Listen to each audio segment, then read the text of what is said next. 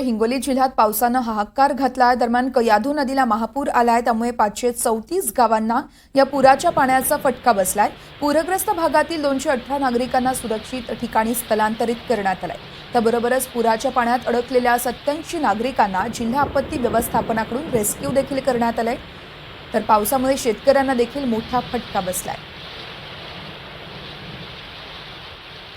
आणि या संदर्भात आमचे प्रतिनिधी समाधान कांबळे आहेत आपल्यासोबत। समाधान, आपण पाहतोय 2 दिवसांपासून हिंगोलीमध्ये तुफान पाऊस झालाय।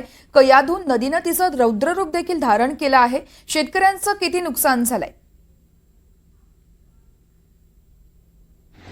नक्कीच वर्षा हिंगोली जिल्ह्यामध्ये पडत असलेल्या मुसळधार पावसामुळे जवळपास 1,500च्या वर हेक्टर शेतीवर जे आहे ते पावसानं कहर केलेला आहे। तर संपूर्ण शेती जी आहे ते पाण्याखाली गेलेली आहे।